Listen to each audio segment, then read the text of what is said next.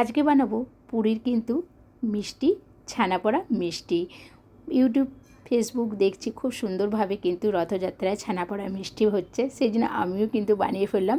তার জন্য প্রথমে 1 লিটার দুধ নিয়েছিলাম। দুধটা ফুটে আসলে ভিনেগার দিয়ে দুধটা কিন্তু কাটিয়ে নিচ্ছি। আর খুব সুন্দরভাবে দেখুন ছানাটা কেটে গেছে। আর এইটা সাইড করে রেখে দেবো ঠান্ডা জল দিয়ে, আর এর মধ্যে কিন্তু রাখবো না। এবার ঠান্ডা হয়ে গেলেই এটা কিন্তু সব কিছু এবার মাখাবো।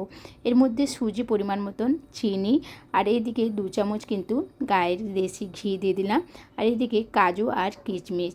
আর চামচে করে এটা কিন্তু মাখালে হবে না, হাতে করে কিন্তু চামচে করে মাখাচ্ছি, তাই তো হচ্ছে না। সেই জন্যে আমি কিন্তু হাতে করে কিন্তু ভালো করে কিন্তু মাখিয়ে নেব।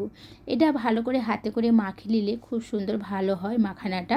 আর এর মধ্যে এবার কিন্তু আমি দিয়ে দিচ্ছি এলাচের একটু পাউডার, আর সামান্য যে ছানা কাটার জলটা দিয়ে এটা কিন্তু 15 মিনিট ঢাকা দিয়ে রেখে দেবো, যাতে সুজিটা একটু ফুলে যাবে।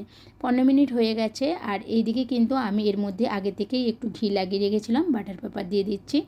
দিয়ে যেহেতু আমার কাছে কিন্তু কলাপাতা নেই, সেই জন্যে এইভাবে কিন্তু সেট করে দিচ্ছি।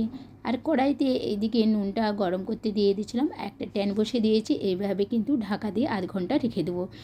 একটা কাঠি নিয়ে নিয়েছি, দেখছি খুব সুন্দরভাবে হয়ে গেছে। একবার এইভাবে পুরীর কিন্তু ছানা পোড়া মিষ্টি বানিয়ে কিন্তু বাড়িতে